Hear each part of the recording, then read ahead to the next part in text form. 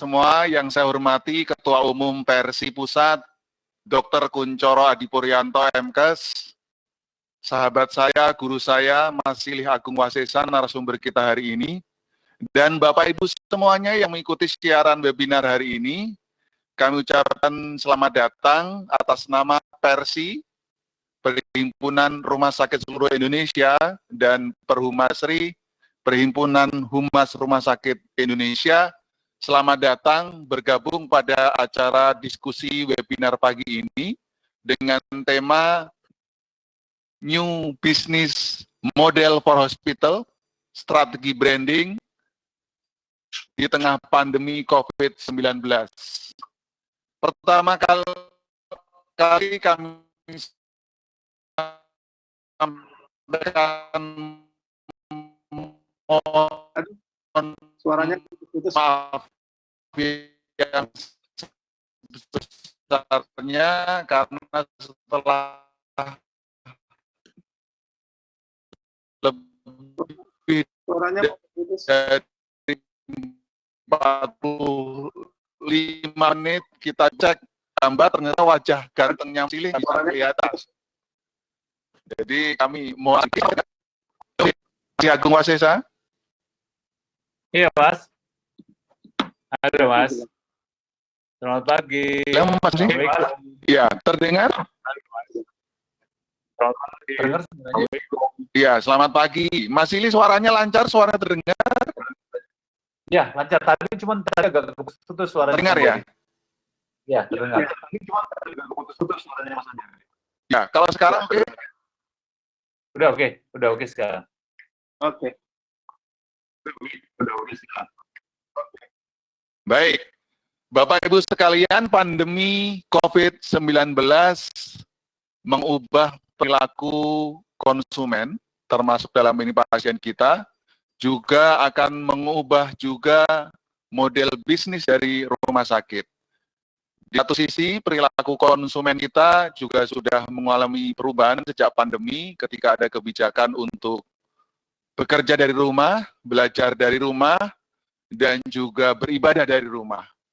PSBB, physical distancing juga mengubah perilaku kita, sehingga perilaku kita sekarang 3 hal, living, working, dan playing itu sering banyak di rumah. Bahkan pada beberapa hal, Pak ahli sudah mengatakan di era pandemi COVID ini dalam sisi rumah sakit, ada kenaikan cukup signifikan akses pelayanan kesehatan melalui telemedicine. Beberapa hari yang lalu, Presiden Jokowi mengatakan bahwa pengunduh aplikasi berbasis internet ini, atau berbasis aplikasi itu dari 4 juta menjadi 15 juta. Demikian juga Komandan Gugus Tugas mengatakan peserta atau pasien yang menggunakan fasilitas telemedicine itu lebih dari 320.000 pasien yang menggunakan fasilitas telemedicine. Nah, di satu sisi, pandemi COVID-19 ini juga berdampak pada penurunan kunjungan pasien rumah sakit di rawat jalan dan rawat inap. Di dalam survei guru Perhumasri kami, 70% responden itu mengatakan bahwa terjadi penurunan lebih dari 50%. Bahkan mengatakan hampir 20% atau 9 responden itu mengatakan penurunannya itu sampai 80% kunjungan pasien di melakukan taktik supaya kemudian bisnis rumah sakit itu bisa berjalan. Hari ini kita bersama Mas Silih Agung Wasesa akan diskusi soal the new business model for hospital, strategi branding di tengah pandemi COVID. Mas Silih sudah siap? Sudah, Mas. Halo? Sudah, Mas. Halo, Mas. Siap ya. Sudah, Mas. Pak, bisa menyampaikan 1-2 patah kata? Pak Kun, silakan. Pak Ketua Umum. Ya. Makasih. Bismillahirrahmanirrahim. Assalamualaikum warahmatullahi wabarakatuh. Assalamualaikum warahmatullahi wabarakatuh. Waalaikumsalam. Yang saya hormati dan terhormat, narasumber, Diri Wasesor, Pak Anjari selaku ketua sekaligus ketua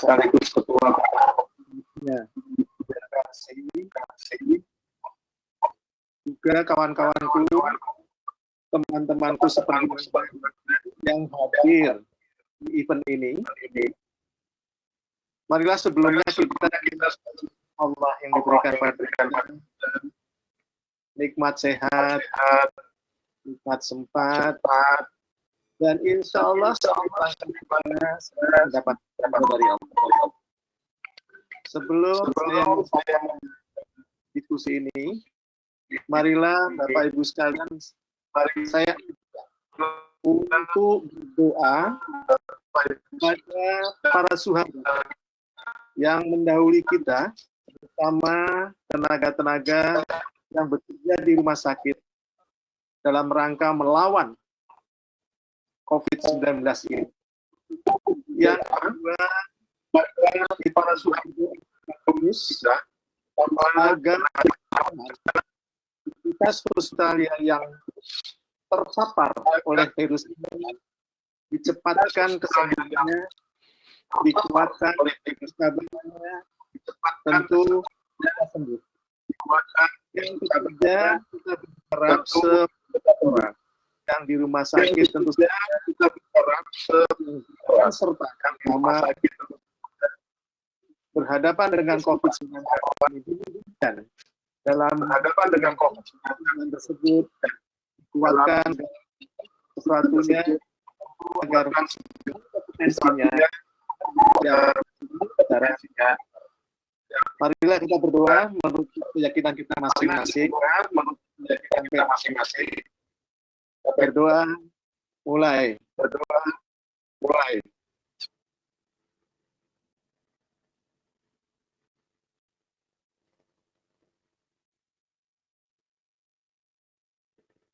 Selesai.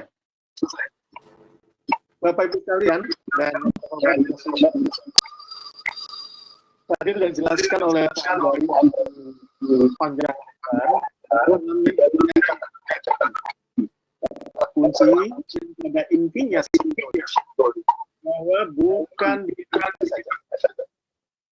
di dunia terjadi perubahan perilaku yang sangat mendasar. Baik perilaku terhadap perilaku ekonominya, perilaku berbangsanya, perilaku berbisnis, dan perilaku berhubungan antara manusia. Sebelum COVID ini terjadi, khusus untuk rumah sakit, dunia itu memang bergerak trennya mana? Dulu sebelum COVID ini hadir dan sekarang pun era digital itu era yang tidak boleh buka kita semua. Ke depan itu ada satu era digital adalah era artificial intelligence. Berikutnya sebenarnya least person, tenaga di rumah sakit sekarang dibantu oleh teknologi. Setelah adanya COVID, dunia berubah.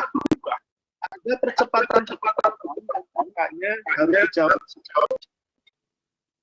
Kita tidak tahu lagi apakah manajemen di sebuah rumah sakit bisa dikasihkan. Tapi bagaimana knowledge management tetap harus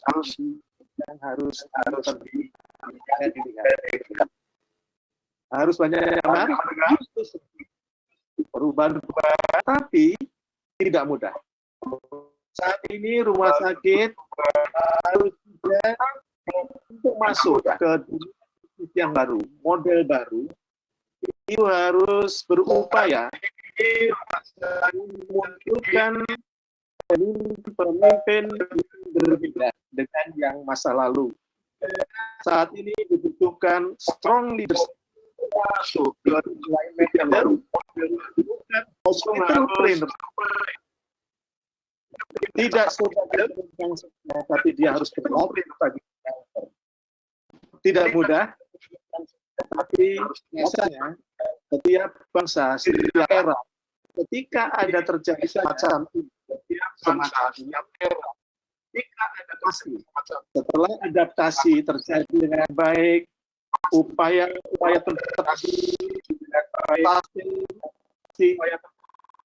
kalau komitmen terhadap nilai-nilai dasar dan keyakinan sama kemanusiaan, insya Allah akan tumbuh.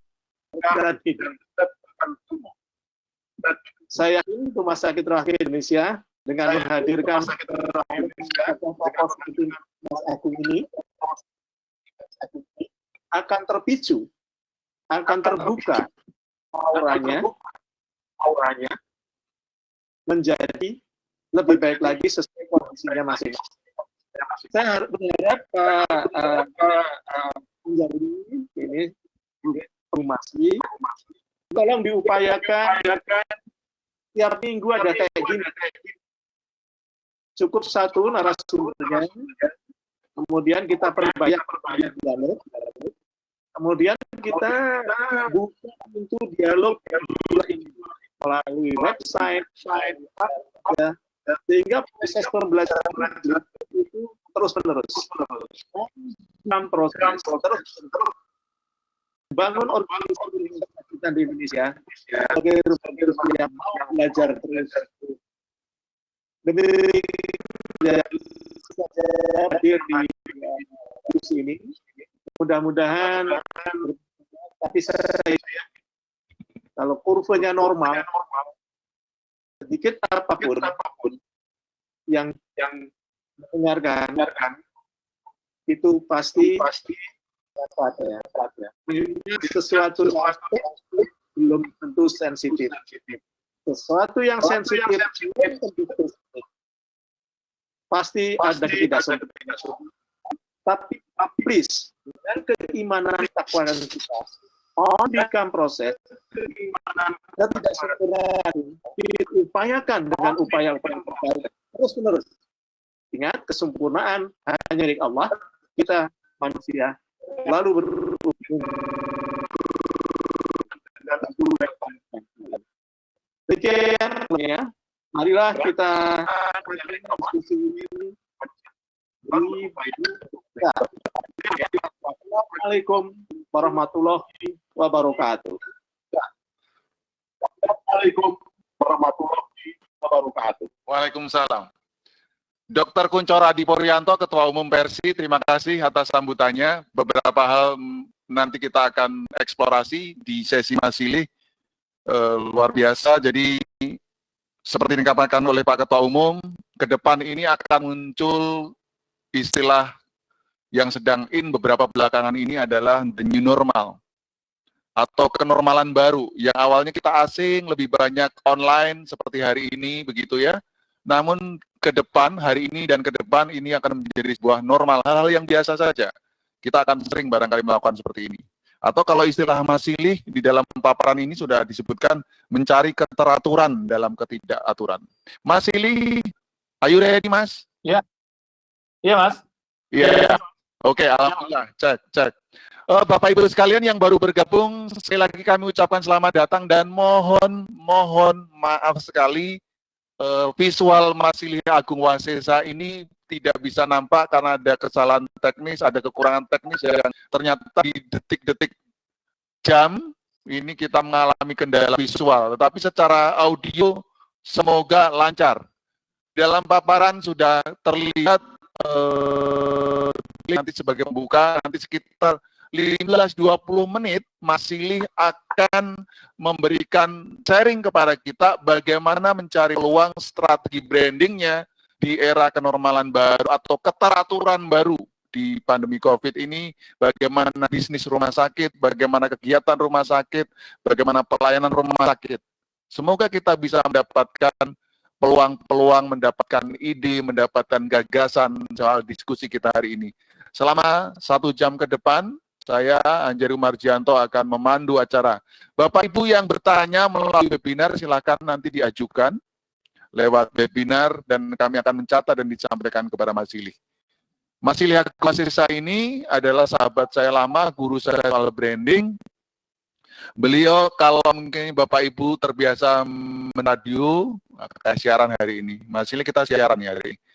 Itu sering muncul di hari Kamis di sebuah radio dan beliau akan paparan soal smart branding, berbicara soal smart branding. Beliau adalah konsultan brand komersial, diri pakar branding hampir 30 tahun, beberapa tokoh nasional juga konsultan branding oleh beliau. Oleh sebab itu, kami persilakan kepada Mas Silih Agung Wasesa untuk menyampaikan sharingnya soal bagaimana new business model for hospital, strategi branding di tengah pandemi COVID. Mas Silih, dipersilakan.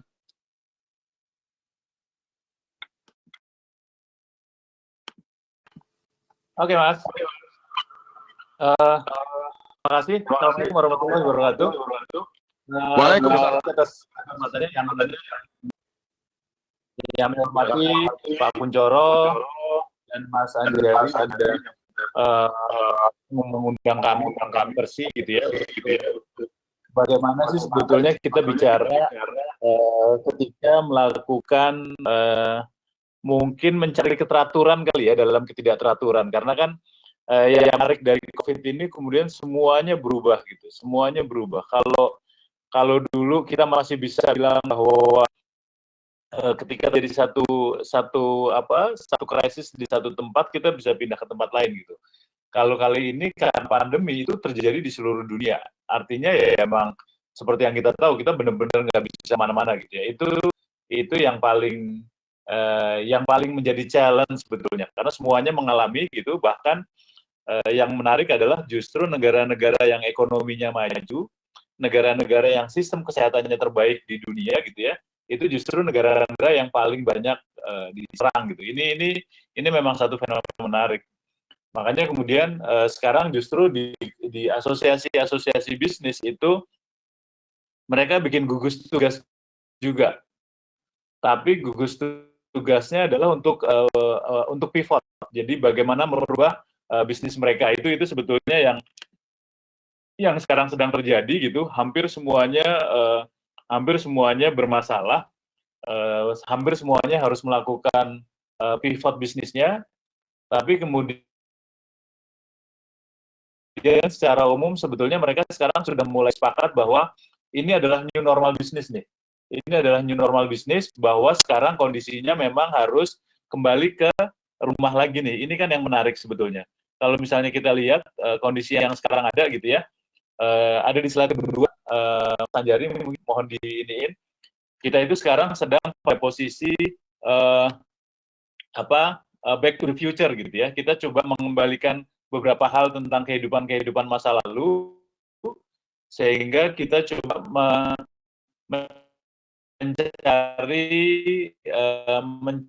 mengembalikan keteraturan dalam ketidakaturan. Ini yang menarik sebetulnya, karena ternyata kemudian yang paling berasa kita mau nggak mau harus balik ke keluarga gitu ya, back to family life gitu. Kalau sebelum COVID kan kita bisa mungkin sama keluarga, terutama yang di kota-kota besar gitu ya, itu baru ketemu jam 8 malam, jam 9 malam gitu. Paling cepat itu jam 7 lah atau jam 6 gitu, itu paling cepat. Udah pada capek, kemudian tidur, besok pagi udah berangkat kerja lagi. Hari Sabtu dan Minggu biasanya yang Sabtu biasanya dengan komunitas, dengan grup sepedahan, lari gitu. Kemudian hari Minggunya dengan keluarga, tapi biasanya di mall. Jadi memang nggak tahu banyak nih bagaimana pendidikan anak kita serahkan ke guru, ke sekolah. Kita ngelihat bahwa kemarin sebelum COVID banyak orang-orang tua yang membayar sekolah dengan harga yang fantastis gitu, dan mengalihkan pendidikan anak ke orang tua gitu ya. mengalihkan pendidikan anak ke sekolah. Guru juga kemudian dimaki-maki gitu. Ada guru yang dituntut ke pengadilan gitu, gara-gara dianggap tidak menangani dengan bagus. Nah ini yang sekarang adalah orang tua harus kembali ke rumah, sekarang sudah hari ke 47 ya, sekarang udah hari 47 work from home, sehingga mau nggak mau mereka harus ngadepin anaknya. Anaknya juga harus ngadepin orang tuanya.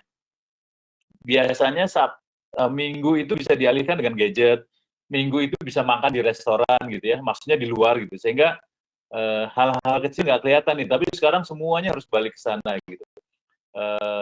Itu satu dari sisi keluarga gitu ya. Kemudian kita ngerasa sekarang menggunakan uang juga tidak mau lagi secara cash, sehingga kita banyak menggunakan kartu debit, menggunakan payment gateway gitu. Ada yang GoFo, ada yang OVO, ada yang GoPay gitu. Itu yang situasi yang berkembang sekarang gitu. Jadi mau nggak mau nih kita sebagai orang tua harus berhadapan dengan anak-anak, harus ngajarin anak-anaknya langsung pelajarannya kayak apa gitu. Anak-anak juga mau nggak mau harus ketemu sama orang tuanya. Kalau kemarin begitu ngomel dia masih bisa keluar gitu, curhat sama temen-temennya, sekarang ketemu sama orang tuanya, ya orang tuanya cerewet harus dihadapin gitu. Jadi ini adalah hari ke-45 antara anak-anak dan orang tua saling berhadapan-hadapan gitu ya. Terus yang menarik dari sisi fashion itu kita juga sekarang back to basic need nih, basic kebutuhan dasar nih. Baju adalah baju yang kita kenakan di rumah gitu ya. Sebelum COVID kebiasaan kita pakai baju di rumah ya pakai, kalau istilahnya mama ya cuma pakai daster gitu. Nggak ada lipstick, nggak ada kosmetik gitu, nggak ada fashion, itu semuanya hilang. Menjadi back to basic need, kebutuhan yang basic gitu. Sehingga sekarang banyak perusahaan-perusahaan fashion yang lagi mencoba untuk pivot bisnisnya. Karena pindah ke digital era aja, pindah e-commerce saja belum tentu bisa. Karena fashion sekarang kan basisnya adalah mereka jualan untuk jumoke itu ditujukan ke sosial gitu ya. Fashion yang sekarang kan untuk social life, untuk arisan, untuk pesta kawin, untuk kerja, untuk ketemu teman-temannya gitu.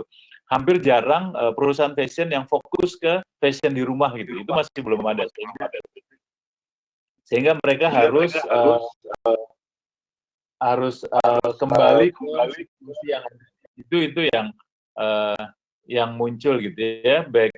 Nah, terus juga harus kembali ke tetangga masing-masing. Masing-masing tetangga itu juga harus diperhatikan. Sekarang mereka ketemu satu sama lain, mau nggak mau. Nah, ini yang menarik nih, karena kemudian ketika ke tetangga, ya udah itu siskamling harus hidup lagi. Terus kerja bakti harus bersama gitu. Dulu kan enggak. Kalau dulu siskamling ya udah dikasih ke satpam.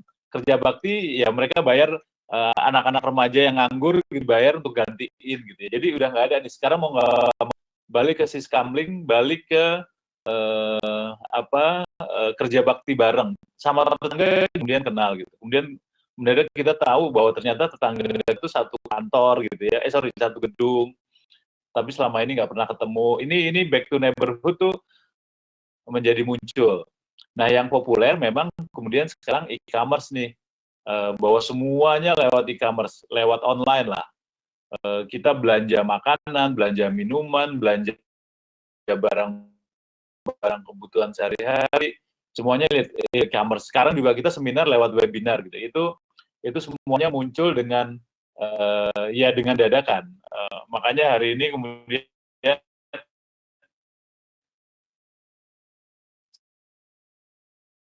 saya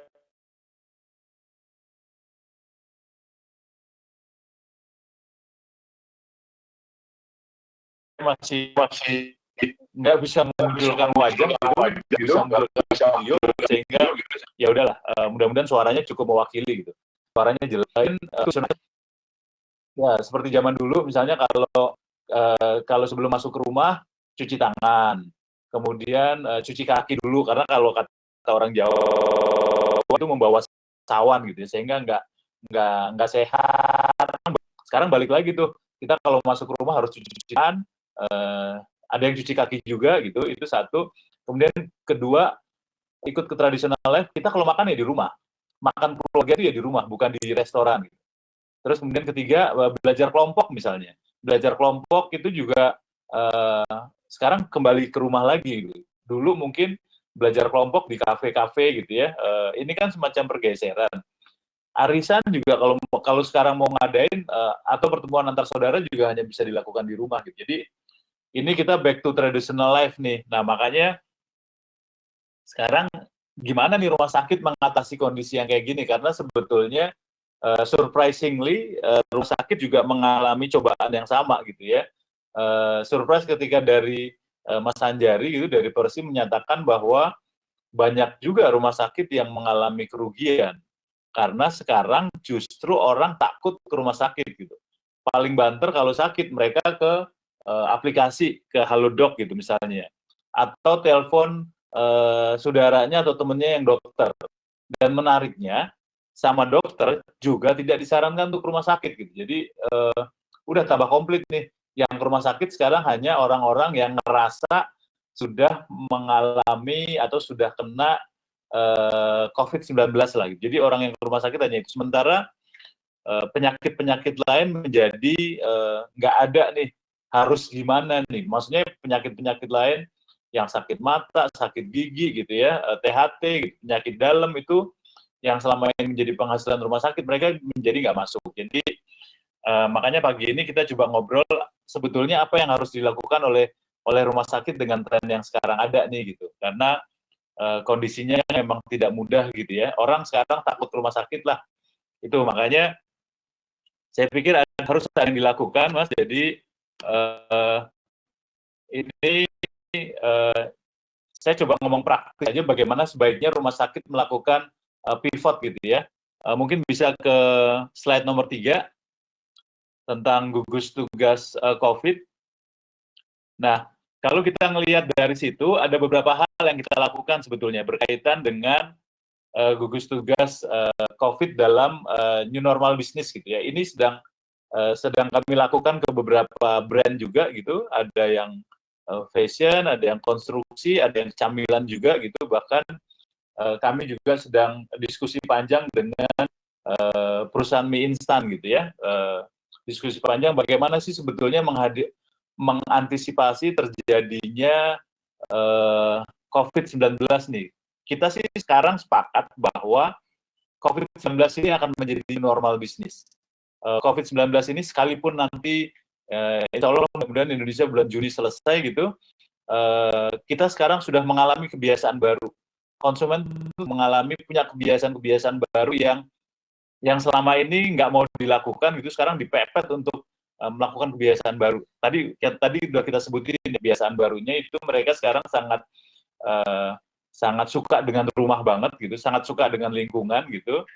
Itu yang kemungkinan akan besar. Nah, apa yang kami lakukan biasanya terhadap beberapa brand ini itu kita biasanya masuk ke core value yang kita punya gitu. Kita masuk ke layanan atau produk-produk yang kita punya. Makanya saya pikir menurut saya sekarang rumah sakit harus mulai masuk ke layanan-layanan yang dipilah nih, layanan-layanan yang masih menguntungkan mana, yang tidak menguntungkan mana. Itu yang terjadi, yang harus dilihat. Saya kasih contoh misalnya ketika kami diskusi dengan salah satu perusahaan fashion gitu, pertanyaan kita adalah pertama, ada nggak produk-produk fashion yang masih bisa dijual dalam segala macam channel gitu ya.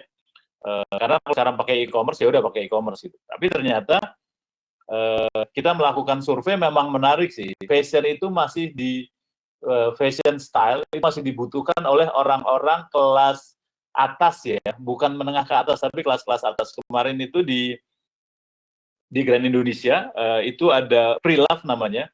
Pre-love itu resale barang bekas gitu. Tapi karena barang bekasnya dia branded dan premium brand gitu, semacam Chanel, Louis Vuitton gitu, itu namanya pre-love gitu. Mereka nggak mau nyebut barang bekas, mereka nyebutnya pre-love. Itu menarik gitu. Ternyata banyak yang butuh tuh. Jadi kayak Chanel tuh tasnya harganya 12 juta itu masih banyak yang beli gitu.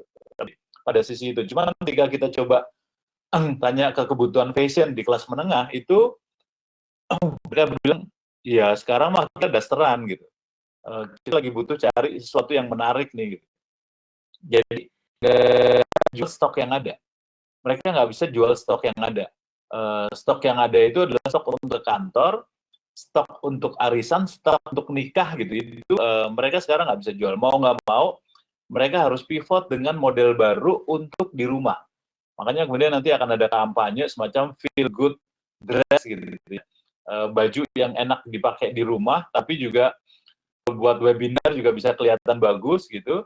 Buat meeting pakai Zoom juga biar kelihatan oke. Nah, ini yang harus cari nih. Kira-kira sekarang model layanan rumah sakit yang menguntungkan apa dulu nih? Kan kalau secara umum saya bisa ngelihat bahwa menguntungkan kan apa ya yang berkaitan sama COVID-19 lah gitu ya. Pakai apa rapid test misalnya, terus kemudian pengecekan apakah terpapar COVID-19 apa enggak, kan itu yang paling menguntungkan, itu tolong dicek. Nah, tapi kan layanan yang lain gimana nih? Ini yang pertama, layanan rumah sakit lain gimana nih? Layanan untuk pengobatan mata spesialis lah gitu ya, layanan untuk pengobatan spesialis ada nggak? Terus layanan untuk preventif ada nggak? Misalnya rumah sakit mendapatkan penghasilan dari seminar-seminar edukasi tentang jantung, tentang kolesterol misalnya. Itu kan layanan bisnis juga tuh. Atau rumah sakit punya program semacam kecantikan misalnya. Kita sering nyebutnya after health gitu ya. Setelah orang sehat, kemudian mereka mikir tentang bagaimana kecantikan yang ada. Nah, ini juga harus di list nih, kira-kira mana yang masih untung, mana yang sudah rugi. Nah, kira-kira kalau yang sudah untung ini, katakanlah nih kita sekarang layanan COVID-19, bisa nggak di scale up? Bahwa rumah sakit tidak hanya memeriksa pasien yang terkena COVID, tapi bisa nggak rumah sakit kemudian dia menyediakan layanan untuk orang-orang yang masih khawatir tapi nggak berani ke rumah sakit. Ini salah satu contoh gitu ya. Saya kemarin ngobrol dengan teman-teman PHRI gitu. Saya bilang ke teman-teman PHRI, mereka kan mereka sekarang sedang jual murah tuh ya. Sedang jual murah hotel di Pullman kalau nggak salah sekarang sebulan itu cuman 18 juta gitu ya. Sebulan 18 juta. Padahal mereka tadinya sehari 2,5 juta. Kita bisa sebulan stay di hotel gitu. Kalau nggak bosan ya. Tapi kira-kira saya bilang ke teman-teman PHRI, kenapa nggak kerja sama rumah sakit? Artinya ketika orang takut ke rumah sakit, lakukan layanan rumah sakit itu di hotel. Atau lakukan layanan rumah sakit itu di mall. Ini kan salah satu contoh gitu. Saya bilang ke teman-teman PHRI bahwa agak susah buat mereka jual harga murah kalau kondisinya orang masih pada takut COVID gitu. Harusnya ketika mereka jual murah, mereka itu punya semacam protokol COVID. Satu. Yang kedua, harus convince ke customer bahwa di situ ada kerjasama sama rumah sakit. Ini kan hal yang menarik nih. Jadi orang bisa stay di hotel gitu, tapi buat teman-teman rumah sakit bisa juga nih ketika layanan spesialis misalnya sekarang lagi takut di rumah sakit, ya udah kerjasama aja sama hotel, kerjasama sama mall gitu. Daripada mereka tutup, lakukan sesuatu yang berkaitan dengan fungsi rumah sakit. Ini kan menarik nih.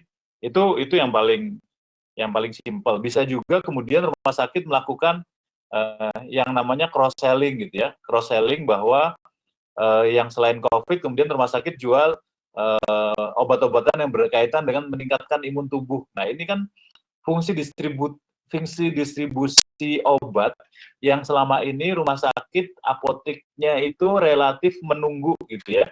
Ada dari dokter bikin resep baru datang ke apotek gitu. Tapi fungsi farmasi apotek ini jarang yang mereka keluar untuk menawarkan keunggulan mereka. Padahal kalau itu dipakai, ketika rumah sakit yang mempromosikan jualannya obat-obatan gitu ya, untuk imun tubuh, itu konsumen jauh lebih percaya ketimbang dia beli di e-commerce biasa gitu. Jadi ini bisa menjadi alternatif bagaimana apotek rumah sakit itu tidak hanya menunggu resep dari dokter gitu, tapi mereka proaktif ke depan gitu. Saya nggak tahu dengan kode etiknya apakah boleh apa enggak gitu, tapi toh kita sekarang memang rata-rata kan sudah nggak ada promosi, hard promotion ya. Sekarang kan rata-rata soft selling, kita bisa menggunakan sosial media. Ini juga menarik. Saya masih lihat beberapa sosial media rumah sakit itu masih menerangkan tentang function dari rumah sakit, belum fashionnya gitu. Masih bahasanya itu juga masih bahasa resmi gitu, masih bahasa medis gitu. Bahasanya itu belum bahasa receh. Jadi ini harus dipahami juga nih bagaimana kemudian rumah sakit menjadikan digital dan e-commerce untuk menjual layanan-layanan yang ada. Itu nomor satu tuh. Makanya untuk ke sana sih saya sarankan rumah sakit, terutama teman-teman marketing, bikin gugus tugas tersendiri. Katakanlah gugus tugas pivot untuk COVID-19 gitu. Ini sudah dilakukan oleh banyak perusahaan, bukan sudah banyak, bahkan hampir semua perusahaan sekarang mereka punya gugus tugas sendiri untuk pivot bisnisnya gitu. Jadi saran saya rumah sakit harus bikin gugus tugas khusus untuk menyelamatkan bisnis mereka, karena kan nggak lucu juga kalau sekarang rumah sakit berada di garis depan untuk menyelamatkan masyarakat gitu, tapi mereka nggak menyelamatkan bisnisnya sendiri gitu. Itu kan sayang gitu ya. Jadi saran saya sih memang pertama tadi bikin gugus tugas untuk memilah-milah nih model layanan rumah sakit yang menguntungkan mana gitu. Yang kedua adalah kita bisa melakukan scale up atau cross selling atas layanan yang menguntungkan. Itu kita bisa kemudian selain jual obat-obatan tadi yang berkaitan dengan COVID, bisa jadi untuk imun tubuh gitu. Kalau dimungkinkan mungkin berkaitan dengan rempah gitu. Saya nggak tahu di rumah sakit haram ya, jualan rempah gitu ya. Saya ngebayangin tuh rempah yang udah diolah dijualnya di apoteknya rumah sakit itu permintaannya pasti luar biasa gitu. Dan ini bisnis besar untuk apa ya? Empon-empon itu bisnis besar. Saya kemarin dapat info dari salah satu yang untuk empon-empon itu dia sampai 1 miliar per hari kalau nggak salah. Ini menarik. Nah, itu yang harus jadi cross selling sama scale up. Nah, habis itu pivot tadi layanan yang tidak memungkinkan di pivot nih. Kalau misalnya dokter spesialis misalnya. Dokter spesialis gimana nih dimunculinnya? Dokter spesialis gimana? Dokter spesialis muncul kerjasama dengan mall, kerjasama dengan hotel gitu, yang tempatnya bagus, kolaborasi. Sejauh ini yang sudah melakukan kolaborasi itu brand-brand komersial non rumah sakit lah. Saya masih belum melihat banyak rumah sakit yang melakukan kolaborasi. Padahal keunggulan rumah sakit dibandingin dengan brand lain, rumah sakit itu punya reputasi yang bagus, punya legitimasi dokter yang kuat gitu ya. Makanya kemudian coba layanan spesialis bisa nggak melakukan pivot nih yang tadinya dilayani di rumah sakit ya udah pindah misalnya ke sana, atau pindah lewat yang sekarang sudah mulai lewat aplikasi dokter, Halo Dokter gitu ya, itu udah mulai banyak juga gitu. Tapi masih belum puas lah gitu ya, karena sama dokter tuh kalau nggak one on one tuh kayaknya nggak marem tuh. Nah ini yang bisa dilakukan gitu ya. Waktu itu saya sempat ngomong juga sama Sanjari untuk kalau misalnya mau diskusi panjang dengan teman-teman PHRI gitu atau dengan asosiasi mall kan juga bisa tuh. Jadi bagaimana rumah sakit sekarang ada di mall biar orang mau datang ke sana. Nah kalau semuanya sudah muncul, kita masuk yang namanya BMC, Business Model Canvas. Ini yang paling penting. Saya nggak tahu masing-masing rumah sakit mungkin punya pola BMC sendiri-sendiri ya. Bagaimana kemudian tadi tuh layanan yang menguntungkan dan layanan tidak menguntungkan, kita akan bangun value proposition seperti apa, nah itu yang harus kita lakukan. Jadi kalau secara umum sih saya melihat bahwa rumah sakit juga harus melakukan pivot nih. Orang sekarang sudah betah di rumah gitu, itu yang pertama, bahwa mereka di rumah tuh ternyata enak, dan mereka sekarang lebih banyak masakan rumah. Menariknya kemudian mereka lebih sehat gitu. Ada beberapa orang yang bilang, wah migrain saya udah nggak kumat lagi nih gitu. ini menarik karena kemudian nanti fungsi rumah sakit kemudian akan berubah, bukan lagi menjadi kurasi tapi menjadi preventif. Ini yang harus disiasati juga. Orang ke rumah itu sekarang makanannya lebih sehat, dan kemudian orang sadar bahwa ketika mereka ini yang paling berkaitan sama rumah sakit, ketika mereka nahan sakit, ternyata sakitnya sembuh sendiri itu. Jadi ada beberapa penyakit yang mereka rasain, mereka nggak berani ke rumah sakit, atau sakitnya hilang. Kan bisa jadi mereka nganggep bahwa, oh ya udah berarti kalau besok-besok lagi sakit-sakit kecil mah nggak usah kemana-mana nih gitu.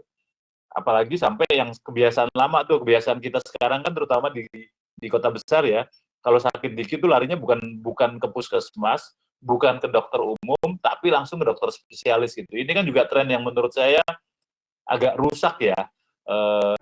Fungsi utama rumah sakit menjadi preventif kan sekarang menjadi hilang karena kebiasaan orang untuk langsung ke dokter spesialis gitu. Makanya kemudian dokter spesialis sekarang banyak banget, dokter umum jadi sedikit. Ini sih mungkin yang bisa kita diskusikan gitu. Nanti kita bisa bicara lebih panjang lebar tentang tanya jawabnya sehingga kita bisa eksplor tentang masalah yang real terjadi di rumah sakit. Itu aja dari saya. Monggo saya kembalikan ke Mas Anjari. Matur nuwun. Makasih Mas Silih. Pokoknya seperti saya sama mendengarkan kayak di radio ini. Nah, ada beberapa menarik yang tadi saya ingin garis bawahi Bapak Ibu yang hadir di webinar kali ini. Saran pertama oleh Mas Silih adalah menyusun gugus tugas. Ini gugus tugas lagi tren ini, nama gugus tugas. Tetapi memang dalam sistem kita kan lalu dalam sekadar krisis harus selalu membuat tim krisis. Yang di sana salah satu tugasnya adalah memikirkan bisnis rumah sakit hari ini dan ke depan. Mas Silih, ya, kita ini di rumah sakit ini kadang alergi dengan kata bisnis, Mas. Seolah-olah kalau bisnis itu cari untung. Oke. Ya, jadi padahal kalau dalam perspektif kita namanya bisnis itu kan karena memang ada sumber daya, ada manusianya, ada cost, ada revenue kan begitu. Itu hal yang normal ya. Nah, kemudian artinya itu kita nggak perlu alergi lah menyebut kata bisnis. Nah, sebetulnya kan dalam rumah sakit itu sering dalam keadaan krisis seperti ini itu kan ada dua hal yang dilakukan bisnis strategi. Pertama, alignment strategi gitu ya. Jadi sifatnya penyelarasan lah gitu. Yang kedua biasanya kan bisnis plan continuity atau Mas Silih tadi menyebutnya ya mestinya gugus tugas yang ditugaskan untuk menyusun bagaimana bisnis rumah sakit ini bertahan dan syukur bisa tumbuh kan begitu ya Mas. Ada 4 model yang tadi disampaikan Mas Silih, 4 tahapan model. Pertama adalah rumah sakit mesti melakukan pertama itu identifikasi layanan mana sih yang menguntungkan, mana yang masih menguntungkan. Mas Silih tadi mengutip beberapa yang lagi tren adalah soal rapid test, baik melalui rapid test maupun PCR. Kemudian juga tadi general check up kalau dimungkinkan beberapa hal, apakah kemudian itu bisa termasuk yang menguntungkan. Nanti Bapak Ibu secara lisan bisa bertanya jawab soal itu dieksplorasi. Yang kedua selanjutnya tadi Mas Silih yang menguntungkan ini di scale up gitu, diperbesar gitu. Jadi sifatnya diperbesar. Apakah bisa di scale up? Bisa jadi misal kerjasama dengan industri lain. Tadi dicampurkan beberapa dengan misalnya perhotelan.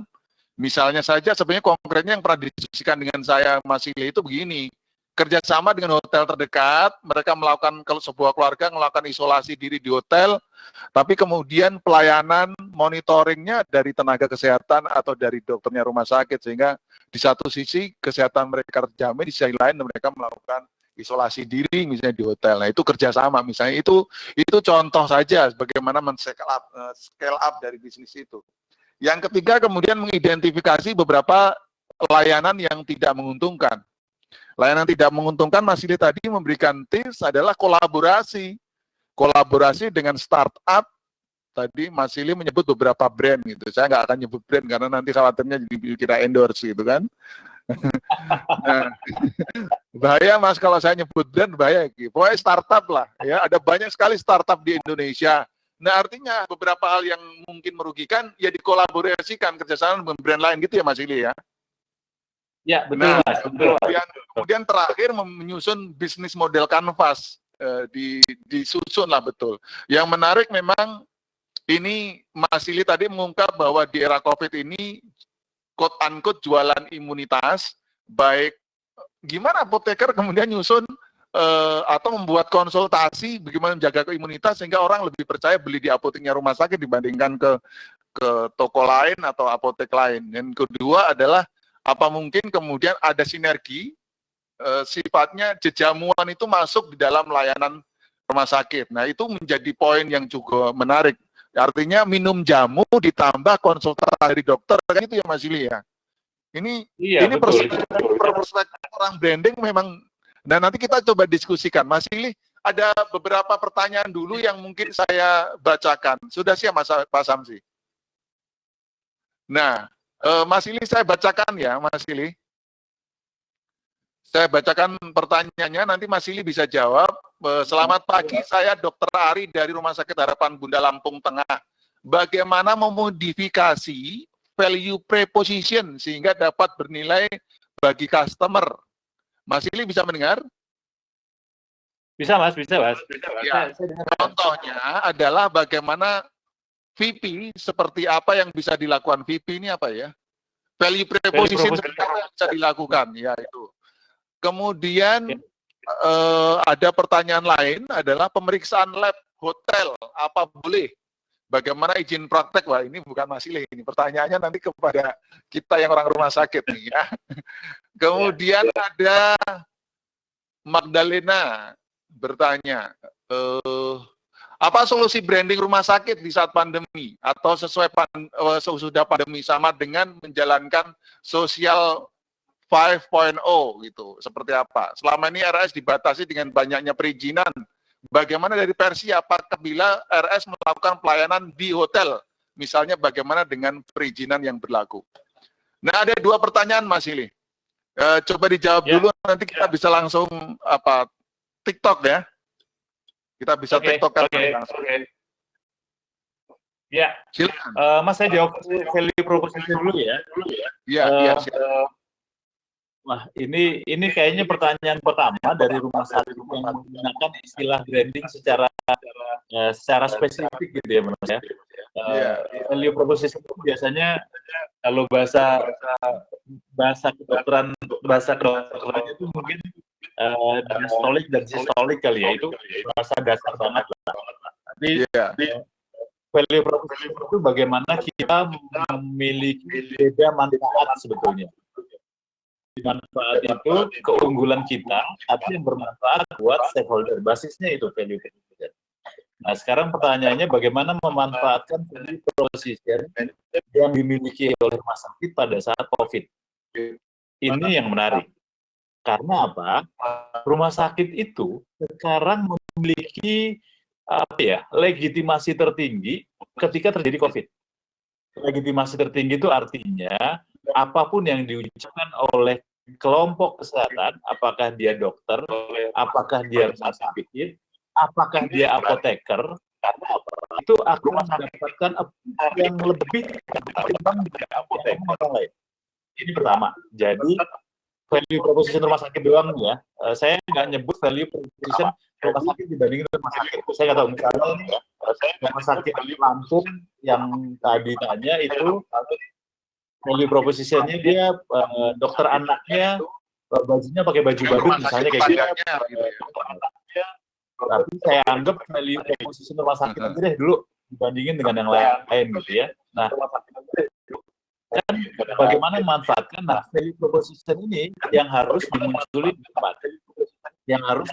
sebagai garda depan untuk ngomongin konten yang akan kedua. Misalnya nggak usah dokter deh. Tadi kita bahas kan rumah sakit Medika Lampung punya apoteker kan? Udah, kita munculin juga apotekernya. Bagaimana apotekernya meracik herbal, kemudian dengan komposisi itu satu itu aja jualannya udah. Nah, tapi kan persoalannya kan itu kontennya dapat. Kontennya misalnya yang mau dijual adalah meningkatkan imunitas tubuh. Kemudian konteksnya, nah ini konteksnya itu adalah tadi menggunakan herbal atau obat-obat tertentu deh, kalau herbal deh, obat yang ada selama ini dilakukan gitu ya. Yang ketiga, tolong yang harus diperhatikan adalah channelnya. Karena kan sekarang rumah sakit itu sekalipun legitimasinya tertinggi, secara orang sedang menghindari rumah sakit. Nah, sehingga tolong dicari bagaimana channelnya dirubah nih. Saluran distribusinya deh. Saluran distribusinya bukan kemudian nunggu orang datang tapi bagaimana rumah sakit melakukan jemput bola. Nah, saya ngebayangin ada layanan mobile rumah sakit ini yang datang ke perumahan-perumahan misalnya. Atau pelayanan mobile rumah sakit yang datang ke perkantoran-perkantoran gitu. Misal gitu ya, ini baru simulasi aja dulu. Tapi intinya adalah gimana caranya rumah sakit secara aktif datang ke pengunjung. Nah, tadi ada pertanyaan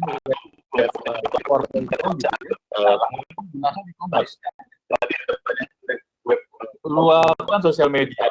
Ini yang paling penting. Jadi saran saya memang kalau ada pertanyaan value proposition, ya udah gunakan sosial media sebagai sarana untuk berkomunikasi dengan stakeholder.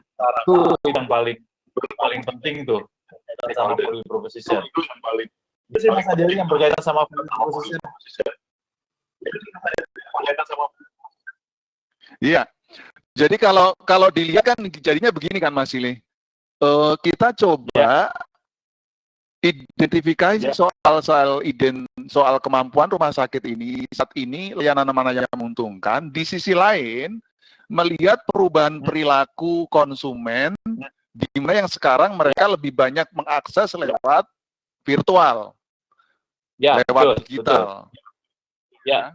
Artinya secara bisnis prosesnya kan begini, bisa rumah sakit langsung nyambung ke pasien itu lewat digital yang langsung rumah sakit pasien, atau rumah sakit menggunakan provider lain, ya anggaplah startup itu ke pasien, dia ada menggunakan perantara di tengah-tengah, itu bisa dipakai kan berarti. Bisa banget, Mas. Bisa nah, banget. Contoh, kalau misalnya sekarang begini, contoh Mas Sili, saya coba ingin dalami. Kalau rapid test udah lumrah itu, umum. Tapi melihat situasi yang hari ini, itu kan banyak orang juga ingin tahu kondisi kesehatannya barangkali. Kalau misalnya general check up, general check up ini, kita cobalah general check up. Nah, kalau menggunakan selling tadi, menggunakan media sosial atau menggunakan provider perantara dari startup lain, kira-kira gimana implementasinya, Mas? Oke.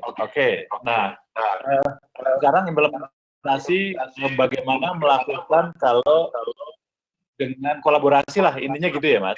Iya, betul, kolaborasi. Paling gampang sebetulnya kolaborasi dengan bisnis-bisnis yang sekarang sedang mengalami gangguan juga. Kita ambil nggak usah hotel deh, kita ambil mall gitu ya. Mall kan sekarang tutup nih karena mereka dikhawatirkan tidak bisa physical distance tidak terjadi misalnya gitu.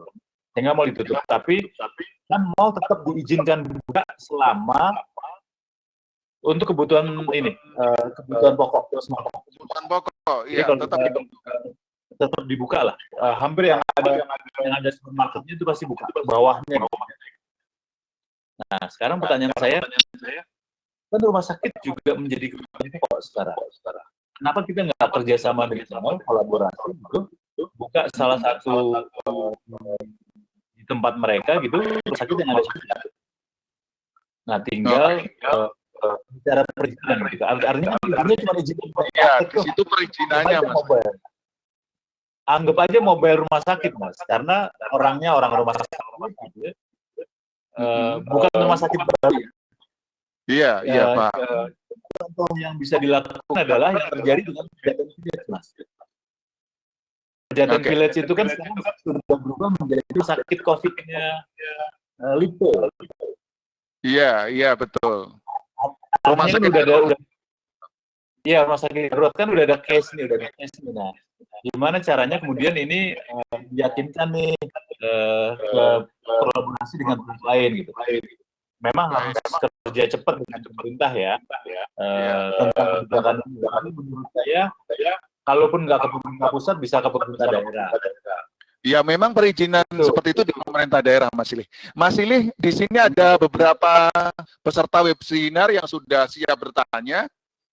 Oke. Ada Pak Samsul Rizal. Halo Pak Samsul Rizal. Halo. Ada Pak Samsul Rizal, ada Ari Hidayat, Pak Ari Hidayat. Bisa bersiap Oke. kedua orang? Pak Samsul Rizal. Halo. Pak Samsul Rizal. Atau Pak Ari Hidayat. Pak Ari Hidayat atau Mas Samsul Rizal. Coba dibuka dua line itu, Pak Samsi. Sudah, belum ada? Iya. Silakan di-unmute. Icon mic-nya bisa di-unmute. Oke, kalau enggak kita buka yang lain. Ibu Cici Riva. Ibu Cici. Halo. Ada Ibu Dwi Oktarini. Ada siapa dulu silakan. Ada 4 orang yang saya sebutkan. Ada Pak Samsul Rizal, ada Pak Ari Hidayat, ada Ibu Cici, ada Ibu Dwi Oktarini. Ya, halo. Iya, dengan siapa Ibu? Dengan Cici Risma dari Rumah Sakit Medika BSD. Ya, silakan Ibu Cici Riva dari Medika BSD. Silakan ditanya kepada Mas Silih. Iya, pertanyaan saya sekarang ini adalah dengan program pandemik saat ini, dengan masa pandemik saat ini, putar setir ya dari segi marketing, di mana kita menggunakan program online, yang artinya kita memang jemput bola, yang kita memang dokter kita bertatap muka dengan pasien-pasien. Apakah hal tersebut dilindungi oleh undang-undang secara regulasi? Kemudian batasannya sampai di mana dilindungi oleh undang-undang terkait hal tersebut? Itu saja pertanyaan saya, mungkin saya butuh penjelasan lebih detail lagi.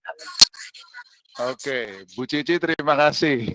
Mas Silih mendengar pertanyaannya, tapi pertanyaannya memang ini urusan kesehatan. Bagaimana apa hubungan? Dengar Mas? Iya. Dengar Mas. Iya, Bu Cici, ini pertanyaan yang sama sebetulnya sedang ditanyakan oleh PHRI ke Kementerian Pariwisata, Bu Cici. Jadi mereka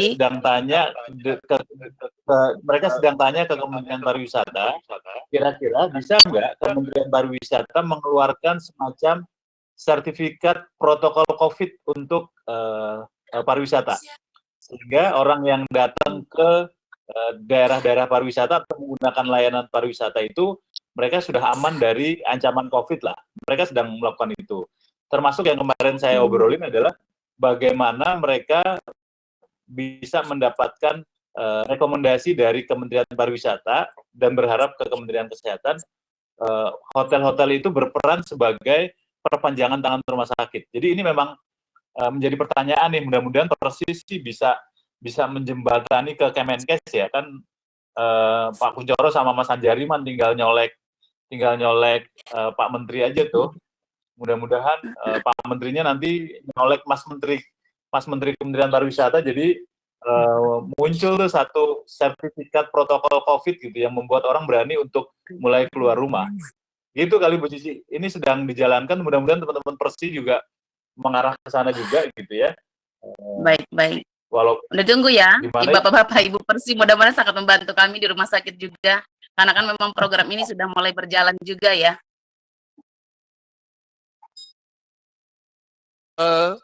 Yang lain sudah connect, Pak Samsul Rizal, Pak Ari Hidayat, atau Bu? Oke. Iya betul. Ini dokternya berarti udah mulai jemput bola ya Bu Cici ya? Iya, kita sudah mulai, bahkan kita juga melakukan program by phone juga, selain video call juga gitu. Cuman sekarang kan kalau dari segi hukum kan ini saya, kalau baik konsultasi tatap muka itu apakah itu tidak beresiko? Karena kan memang ada undang-undang yang mengatur tentang konsultasi datang langsung sebenarnya ya, sepengetahuan saya. Makanya saya ini insya Allah kami pun juga akan segera launching yang tatap muka langsung itu hari Senin ini rencananya. Tapi kalau by phone saja itu sudah berlangsung seperti biasa. Bu Cici, yang dimaksud muka langsung adalah video call ya? Betul. Nah, itu kami menggunakan program digital kami sendiri tanpa pihak ketiga untuk saat ini. Baik, baik. Terima kasih Bu Cici atas pertanyaannya. Nanti kita bisa elaborasi dengan pertanyaan lain. Oke, terima kasih. Terima kasih. Oke, pertanyaan selanjutnya sudah siap? Ada Ibu Dwi Oktarini, ada Pak Ari Hidayat, ada Pak Samsul, ada? Sudah nyambung? Pak Wayan Priningsih, Ibu Wayan Priningsih? Halo? Mas Sili, mungkin saya sambil menunggu, saya coba elaborasi Mas Sili. Ya. Iya, jadi iya, dengan kenormalan yang baru di orang lebih nyaman living, walking, dan playing di rumah sakit gitu ya. Dan juga sebetulnya mereka tetap butuh, namanya kesehatan ini kan kebutuhan yang sangat-sangat dasar begitu. Jadi, namun ada kunjungan turun itu kan kita bisa lihat ada beberapa kemungkinan kan. Pertama, mungkin karena memang aturan PSBB, kemudian dia patuh dan dia tidak mau kalau memang nggak darurat. Kedua, dia takut tertular. Artinya kan ini soal teknisnya. Yang ketiga, barangkali mungkin khawatir di rumah sakit justru tertular atau mungkin mulai nggak percaya kan. Kita beranggapan bahwa ini pasien atau calon pasien ini memang berminat sekali untuk melakukan layanan ini. Nah, saya coba kasih informasi saja bahwa ini kan Kementerian Kesehatan sudah mengeluarkan edaran Menteri Kesehatan soal bagaimana telemedicine di saat COVID sebenarnya dibolehkan di dalam surat edaran itu. Nah, memang secara juknis seperti apa, rumah sakit tentu ini sedang dalam proses mempelajari ya, karena surat edaran itu keluar 2-3 hari yang lalu gitu. Nah, Mas Sili barangkali kalau melihat dari bisnis model lain Mas Sili, kalau memang kita coba eksplorasi soal dunia digital, selain soal tadi ya, gimana misalnya rumah sakit itu selain untuk mendatangkan pasien adalah membuat edukasi, produk-produk edukasi Mas Sili. Ada ide nggak kira-kira lewat YouTube, lewat sosial media? Nah, gimana Mas Sili bisa membuat dari brand lain seperti apa sih memaksimalkan sosial media untuk memperkuat dari brandnya rumah sakit itu? Silakan Mas Sili. Oke, terima kasih Mas Anjari. Ini saya akan share brand-brand lain aja ya. Ya karena saya bantu mereka, jadi saya sekalian promosi aja Mas Anjari. Jadi saya boleh nyebut brand. Ya, boleh. Oke, jadi gini, basisnya adalah ketika kita sekarang masuk ke 4.0, ada yang menyebut 5.0 gitu ya, itu beberapa brand sekarang mereka memang sudah full full bahkan kalau itu mereka benar-benar menggunakan bahasa sosial media. Ini yang pertama nih, bahasanya itu menjadi bahasa receh gitu ya. Itu yang paling simpel, bahasanya receh. Karena sosial media ini dibangun bukan untuk broadcast. Sosial media ini dibangun satu untuk menciptakan percakapan. Oke. Ketika terjadi percakapan, yang kedua adalah meningkatkan engagement dengan stakeholder. Jadi engagement meningkat. Nah, yang ketiga dan paling penting terjadi transaksi di sosial media atau di e-commerce nih. Jadi terjadi transaksi itu ya tiga. Iya. Satu contribution, Yang kedua adalah kemudian yang ketiga ada transaksi. Ini yang harus dipahami. Oke, Tapi arti sebelum ada transaksi butuh engagement ya. yes, wajib Mas. Oke. Oke. Dia butuh engagement, butuh conversation, itu bahasa receh. Nah, Mas pertanyaan Ili, yang paling mendasar adalah Mas Ili, ya Mas. saya mau kasih elaborasi dengan pertanyaan ini agak relevan nih. Jadi sekarang ini kan beberapa rumah sakit melakukan rapid test, ya rapid test. Kemudian ada memang edaran dari Persi. Pertanyaan ini bagaimana membuat layanan yang menguntungkan bisa di-scale up, misalnya rapid test, bila dibatasi oleh aturan perhimpunan. Nah, saya mau menyebutkan aturan itu salah satunya memang rumah sakit dihimbau untuk tidak melakukan promosi berlebihan, terutama di media massa, media luar ruang, dan juga AdSense. Nah, maksud saya memperkuat soal tadi engagement sebelum kemudian melakukan transaksi tadi. Mas Ili bisa berbagi nih, kalau soal rapid test, gimana cara engagement supaya calon customer kita itu paham bahwa rumah sakit saya ini melakukan layanan rapid test. Oke. Nah, itu tadi kan sebenarnya yang kita lakukan di sosial media itu sekarang sudah menghindari promosi, sudah menghindari hard selling. Jadi sebetulnya itu udah sesuai dengan undang-undang kesehatan kali ya, bahwa rumah sakit tidak promosi. Dan kita memang nggak promosi. Yang kita lakukan adalah conversation, percakapan. Caranya gimana? Yang kita beritahukan ke konsumen atau ke pasien itu adalah manfaat apa yang akan didapatkan oleh pasien ketika melakukan rapid test. Oke. Jadi nggak usah jualan rapid test harganya berapa dulu. Tapi dikasih tahu bahwa kalau rapid test itu akan begini, akan begitu gitu ya. Manfaatnya apa, kekurangannya apa. Ini yang pertama nih Mas. Ini yang harus dipahami oleh rumah sakit. Jadi nggak perlu promosi Mas. Cuma ngasih tahu aja. Rapid test itu akan bagus kalau begini.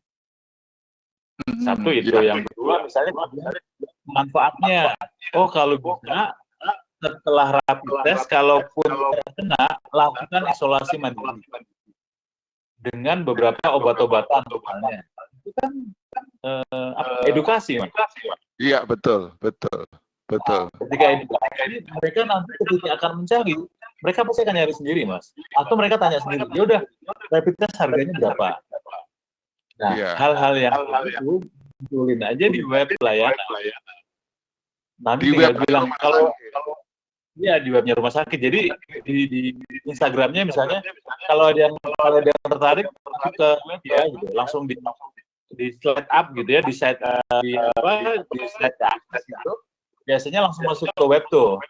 Kalau kita mau promosi, tapi minimal followernya udah 10.000 kalau nggak salah ya.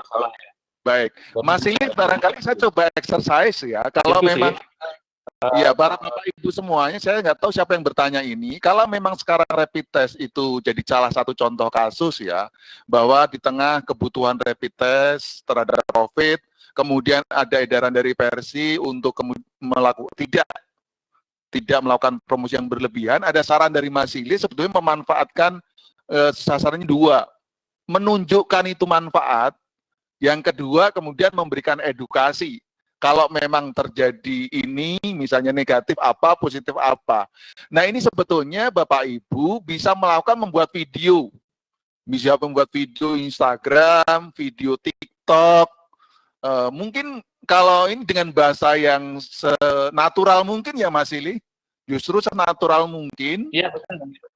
Dokternya begitu, TikTok menjelaskan soal rapid test, kan gitu ya? Itu cara engagement. Iya, benar. Perawatnya atau bahkan mungkin direkturnya kan gitu, nggak apa-apa kan ya Mas ya? Itu menarik. Nggak apa-apa. Ya kan nggak mempromosikan, dia kan cuma mengedukasi. Iya, mengedukasi. Apa gitu. Artinya itu cara bagaimana batasan-batasan tadi menjadi challenge bahwa kita lebih kreatif kan gitu ya? Iya, kan itu nggak promosi, Mas.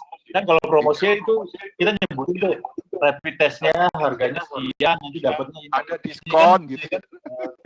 Nah, ada diskon misalnya kan kayak gitu. Iya. Oke, Mas Silih, saya mau beranjak, ada 2 nanya, Mas Silih.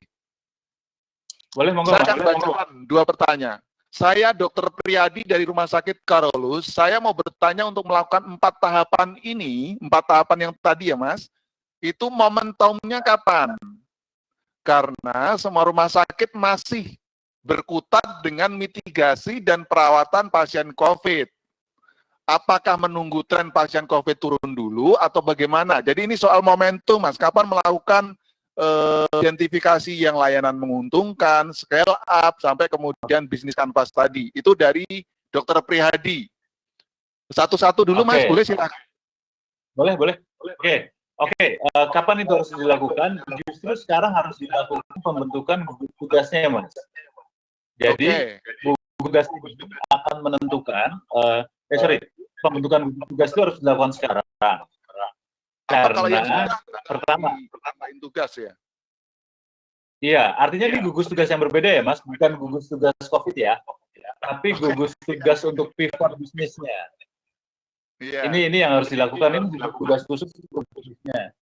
Kenapa harus sekarang?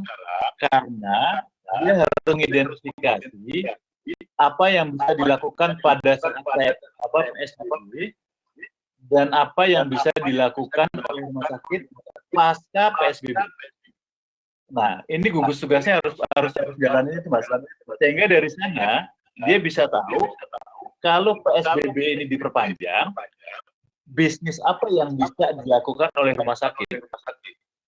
Kemudian kalau PSBB berhenti, pelayanan apa yang bisa dimunculkan.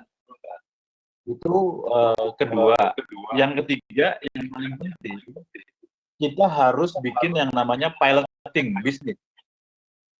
Piloting bisnis misalnya ya piloting bisnisnya, Mas. Trial and error lah gitu ya.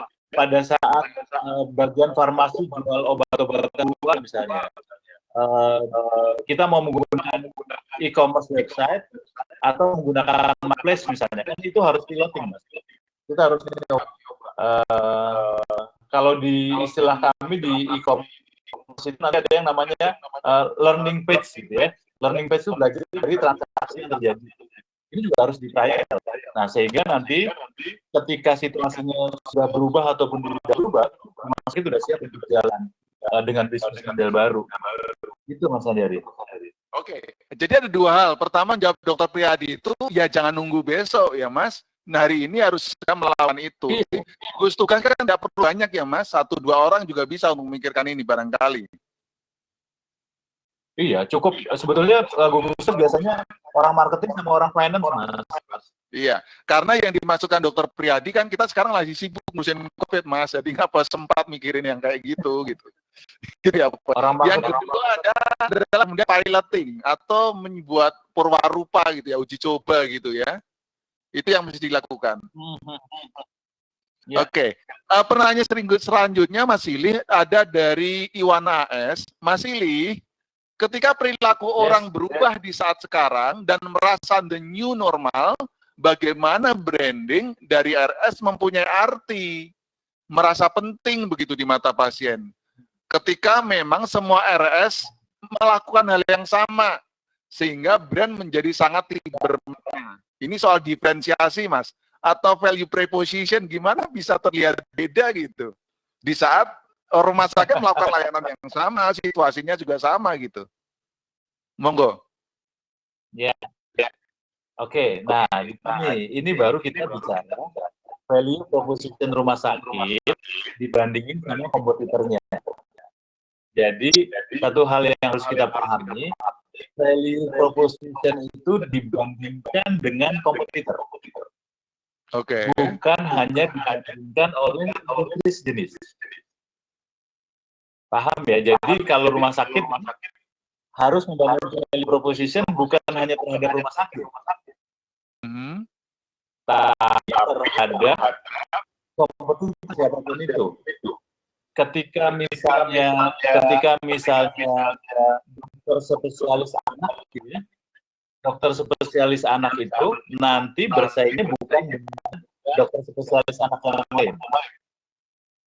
Bisa jadi saingannya itu misalnya vitamin anak-anak, atau ini harus dicari, atau klinik atau sekolah gitu ya. Ini yang harus dibangun dulu. Jadi memang cari yang bersaing. Contoh test case di tempat lain ya. Iya, silakan. Jadi ini pada saat perusahaan pupuk itu dia di satu tempat, kemudian jualan pupuknya turun. Orang lebih memilih beli pupuk yang KW2 daripada pupuknya mereka. Nah, kemudian kan padahal secara harganya memang lebih mahal, tapi kualitasnya lebih bagus. Hasilnya sudah pasti ditambah. Ketika dicek, ternyata pesaing pupuk itu bukan pupuk yang lain, tapi pesaingnya itu adalah Telkomsel. Oh, kok bisa? Nah, ini kan pesaing. Jadi petani pupuk itu milih beli pupuk yang KW karena selisih harganya 200.000, itu bisa buat beli paket data, bisa buat telepon gitu loh. Nah itu paham kan? Jadi kemudian yang dilakukan oleh perusahaan pupuk ini, ya gue harus ngomong gue harus mengedukasi nih bahwa kadang-kadang telepon juga nggak penting juga. Nah itu salah satu contoh. Nah, rumah sakit juga harus gitu nih. Kita melakukan repositioning, pertama memang harus berbeda dengan rumah sakit yang lain. Tapi tolong jangan diingkari bahwa ada e-commerce yang menjadi saingan juga gitu loh. Ada lembaga lain yang menjadi perlu gugus tugas tuh Mas untuk ngecek, gugus tugas melakukan BSI untuk ngecek siapa nih pesaing kita di rumah sakit gitu. Kan sekarang semua orang jualan bisnis model kanvas. Kan semua orang jualan masker, semua orang jualan APD misalnya. Wah, semua orang jualan rapid test. Semua orang jualan rapid test gitu. Jadi harus paham di sana value proposition harus dipahami. Baik. Artinya poin yang ingin Mas Ili sampaikan adalah ketika membuat value proposition atau diferensiasi, Bapak Ibu rumah sakit jangan hanya membandingkan layanan itu dengan layanan lain di rumah sakit lain, tetapi perlu difikirkan adalah pesaing lain, baik dari provider lain, bukan sektor bisnis lain ya, bahkan kayak pupuk tadi ternyata Telkomsel saingannya misalnya, kan gitu. Gitu ya Mas ya?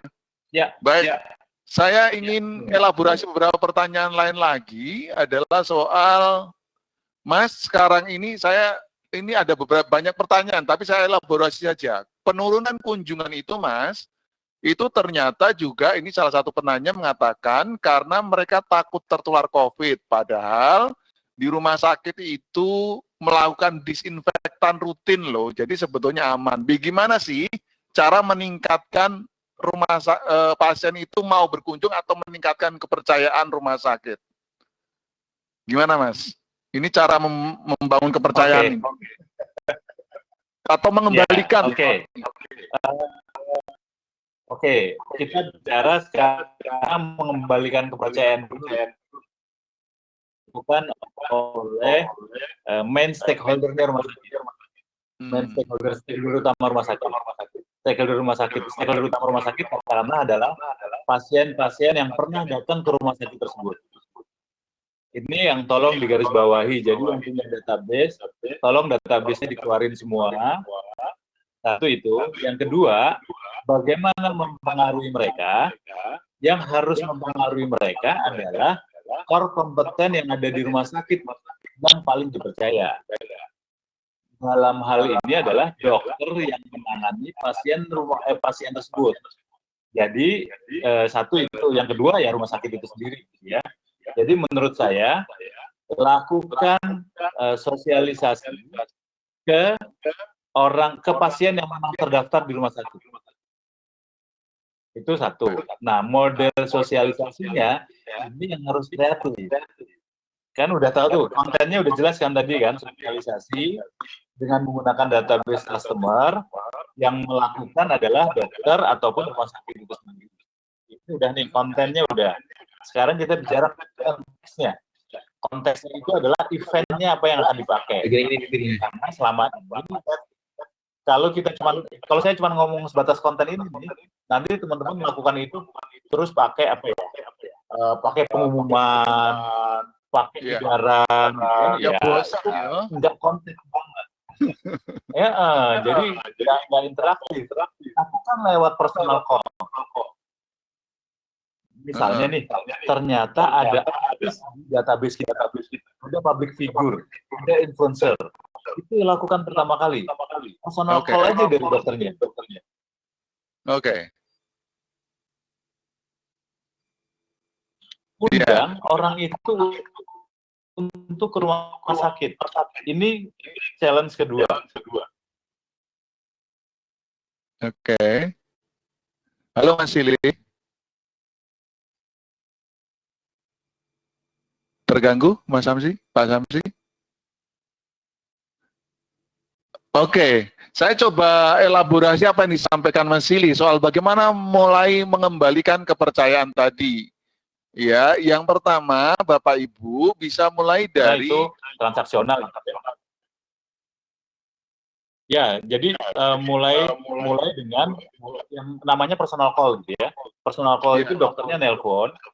Personal itu dokternya telepon, ada ini. Mas, ada skripnya, kita diajarin bikin skripnya, Mas. Oke.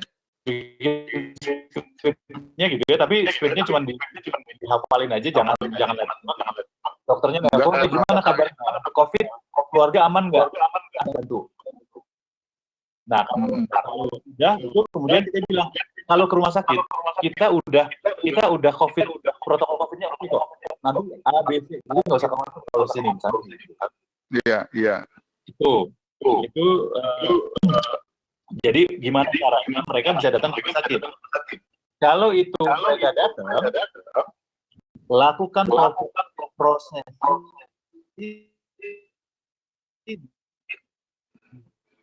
Oke Mas Sili, ada gangguan sinyal Mas Sili? Mas Sili, halo? Halo, gangguan sinyal Mas Sili? Iya Mas. Iya, coba. Oke, saya coba ulangi beberapa yang disampaikan Mas Sili tadi. Jadi yang dilakukan datang, ketemu sama siapa, kemudian proses apa tuh? Proses protokol COVID-nya dijalankan itu semua. Oh, dengar. Ya, cukup Mas, cukup dulu. Saya coba elaborasi dulu ya. Jadi yang dikatakan Mas Sili tadi, bagaimana mengembalikan kepercayaan? Pertama, Bapak Ibu cek semua database pasien Bapak Ibu, diidentifikasi. Apakah di sana orang-orang yang memang loyal, orang-orang yang sering selama ini kunjungan ke rumah sakit. Ya. Yang kedua adalah siapa orang yang paling bisa dipercaya? Kalau bisa ya memang dokter. Nah, dalam konteks teknisnya gimana? Misalnya di antara pasien Bapak Ibu itu ada orang yang memang punya kemampuan influence yang lebih baik. Ya, kemampuan influence itu bisa jadi mungkin bisa artis, orang pejabat yang terkenal, atau kemudian orang yang punya follower banyak di media sosial begitu. Terus dokternya melakukan panggilan personal kepada yang bersangkutan, menjelaskan soal apa yang sudah dilakukan oleh rumah sakit. Dan kemudian harapannya nanti pasien ini juga bisa menceritakan pengalaman dia kunjungan ke rumah sakit Bapak Ibu di saat COVID ini, dan kemudian dia bisa mempengaruhi pasien yang lain. Barangkali secara singkat begitu. Gitu Mas Sili? Terkoneksi? Ya, terkoneksi. Oke. Baik Mas Sili, sekarang waktu kita jam 11.25 di 21. Kita akan akhiri ini jam 11:30 tepat ya Mas. Nah, jadi karena mohon maaf kita tidak semua pertanyaan bisa disampaikan. Nah, barangkali ini di sesi terakhir, Mas Silih bisa memberikan elaborasi akhir, kesimpulan-kesimpulan dan nanti pernyataan penutup atas diskusi kita hari ini.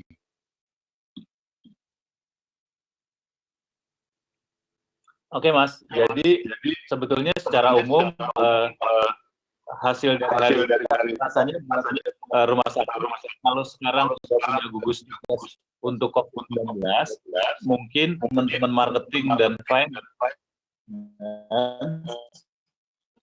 yang selama ini mungkin ini dalam pemahaman saya ya, belum lagi sedang lebih tidak sibuk dari yang lain, kita bisa gugus rumah sakit gitu ya.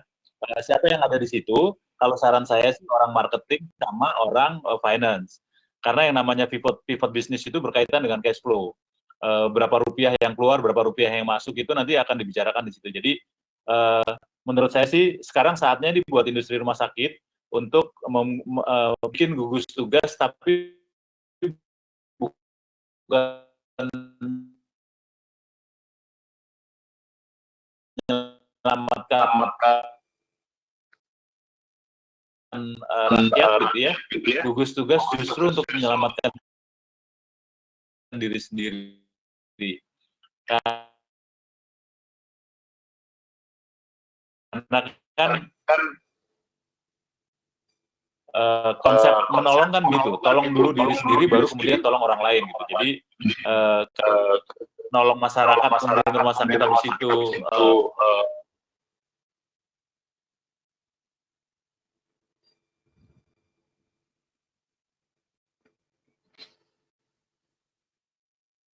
Halo Mas Silih. Putus. Iya, hari ini sepertinya gangguan sinyalnya lebih serius ini. Halo, Mas.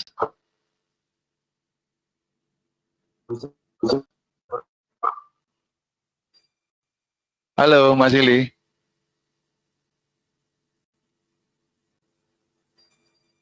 operasi kan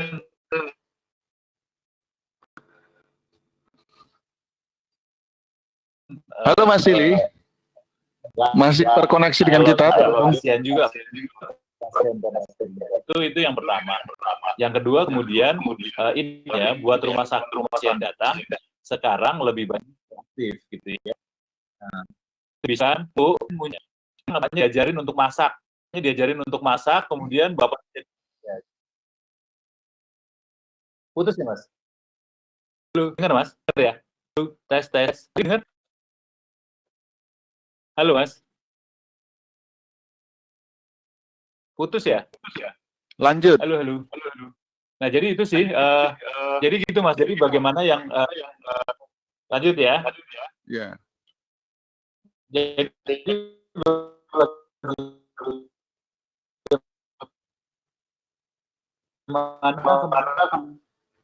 kemudian rumah sakit harus mulai proaktif nih, tidak bisa nunggu konsumen, tapi mereka yang harus bicara dengan yang lain. Jadi setiap pelayanan bisnis harus setiap pelayanan bisnisnya harus menjadi pola. Baru mending tolong jagain banget cash flow itu harus dijaga. Uang masuk dan uang keluar, bagaimana bayar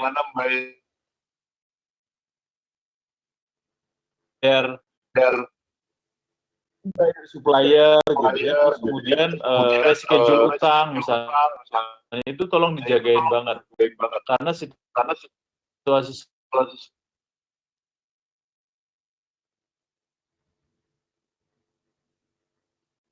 Iya. Sekarang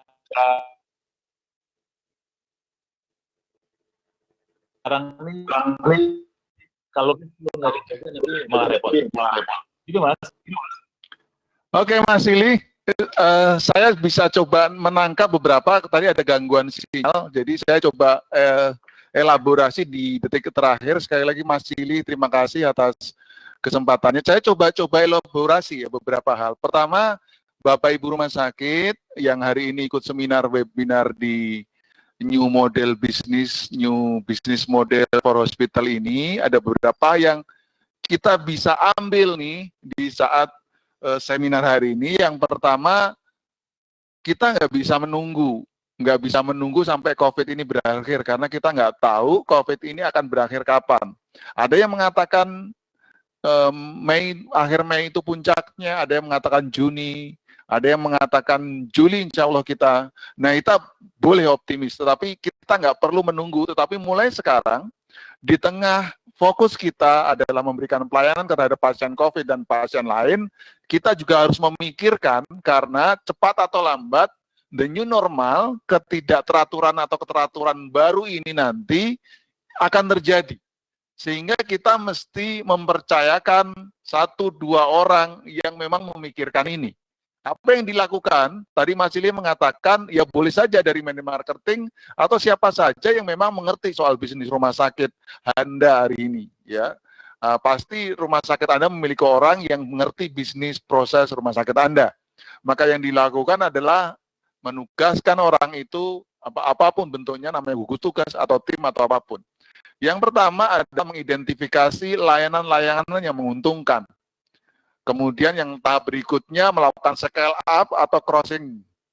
Ya. Kemudian yang ketiga adalah mengidentifikasi juga layanan yang barangkali memang secara bisnis sulit. Ini kalau misalnya istilahnya di Blue Ocean Strategi itu kita ya mungkin melakukan eliminate gitu ya, atau kemudian reduce terhadap layanan yang barangkali tidak cukup prospektif begitu. Lalu di dalam hal layanan yang cukup memprospektif, maka melakukan rising, melakukan peningkatan. Nah, kalau kemudian hal ini tidak, maka yang terakhir adalah melakukan layanan baru. Atau kalau Mas Ili tadi menyebutnya adalah bisnis canvas, model, hal yang sehingga kemudian rumah sakit tumbuh. Mas Ili juga menyatakan, Bapak Ibu, tadi kita jangan sibuk ketika layanan itu memikirkan kontennya, karena kontennya saya yakin kita semua memahami. Bagaimana rapid test, bagaimana general check up, bagaimana layanan-layanan yang lain tadi di era COVID, kita sudah paham. Tapi kita perlu memikirkan konten ini menjadi menarik. Jadi perlu dipikirkan konteksnya. Bagaimana mendeliver konten ini menjadi menarik buat pasien kita di saat ini. Harus ada cara yang lebih kreatif, tidak sebatas poster jadwal dokter praktek, tidak hanya sekedar informasi, tetapi perlu diciptakan. Ada banyak kreativitas yang sekarang dipikirkan. Untuk menciptakan kreatif kita ini perlu menciptakan atau memikirkan soal connect-nya, medianya. Nah, kalau kita cara kreatif sekarang yang lagi booming, misalnya menggunakan TikTok, menggunakan Instagram, ya ciptakanlah konten-konten soal rapid test, ciptakanlah konten-konten soal edukasi infeksi, konten-konten soal bagaimana menjaga imun kita, bagaimana kemudian jualan jamu yang sebagai memperkuat mendukung kesehatan kita itu dengan sangat menarik sehingga bisa dilihat melalui media sosial kita, website kita, atau video, dan jangan sepelekan WhatsApp. WhatsApp kita ini juga sangat powerful untuk menciptakan konten-konten yang menarik itu. Sehingga bisnis ini model bisnis ini perlu diperkuat. Kalau Bapak Ibu yang sudah melakukan layanan itu barangkali perlu diperkuat. Kalau belum, Anda harus berani memasuki model bisnis ini. Cara ini, kalau dianggap sebagai sebuah investasi, anggaplah Anda harus berani berinvestasi di bidang ini supaya kemudian rumah sakit Anda survive di masa depan dan syukur-syukur tumbuh ketika pandemi COVID ini berakhir. Intinya itu. Kalau kemudian tadi ada beberapa himbauan, ada beberapa regulasi yang belum, di era pandemi ini banyak regulasi pemerintah, ada protokol pemerintah yang memang cukup membuka ruang itu. Soal telemedicine sudah ada beberapa edaran dari Dirjen Yankes, ada edaran dari surat edaran Menteri Kesehatan yang membolehkan itu. Tentu ini perlu kita pikirkan bersama bagaimana sehingga intinya kita mesti mempertahankan bisnis rumah sakit kita ini supaya bisa memberikan layanan kepada pasien kita, bisa memberikan layanan yang terbaik. Tidak hanya kepada pasien COVID tentunya, tetapi juga layanan lain tetap tumbuh, tetap bisa ada. Nah, tadi disebutkan kalau kemudian rumah sakit sama layanan antar satu rumah sakit dengan rumah sakit yang lain, perlu ditumbuhkan value preposition-nya. Apa yang berbeda? Tentu rumah sakit memiliki sumber daya yang punya kreativitas yang membuat rumah sakit kita nampak berbeda. Tidak hanya dibandingkan dengan rumah sakit tetangga, rumah sakit yang lain, tetapi juga dengan kompetitor lain, dengan startup, dengan Google, dengan provider lain. Mungkin itu Bapak Ibu yang bisa jadi kesimpulan seminar kita hari ini. Saya ucapkan terima kasih Mas Silih Agung Wasesa. Sama-sama Mas, sami-sami Mas. Mungkin kita akan bedah yang lebih konkret ya Mas. Ya, insya Allah Mas. Kita kalau nanti ada rutin kita bedah aja step by step gitu ya, sehingga mungkin sama teman-teman rumah sakit bisa dimanfaatkan langsung untuk melakukan action Mas. Iya. Terima kasih sekali lagi Mas Silih atas nama Persi dan Perhumasri atas sharing session yang luar biasa dari Mas Silih. Semoga kekurangan soal visual ini tidak mengurangi nilai dari pertemuan kita hari ini. Pak Ketua Umum, Amin. Terima kasih sudah juga membuka acara ini. Mohon maaf kita tidak ada closing statement dari Pak Ketua Umum. Harapannya kita akan berjumpa lagi Jumat depan. Jumat depan kita akan melakukan web conference lagi dengan tema ini atau mungkin tema spesifik yang lebih tepat lagi dengan mungkin kondisi yang lebih baik, sinyal yang lebih baik. Saya Anjari Umar Jianto sekali lagi mengucapkan selamat menjalankan ibadah puasa bagi yang menjalankan, dan kita akan ketemu minggu depan di webinar dengan tema yang berikutnya dengan narasumber bisa lagi Mas Silih, bisa jadi yang lain. Sekali lagi terima kasih, mohon maaf atas kekurangannya. Assalamualaikum warahmatullahi wabarakatuh. Salam sehat.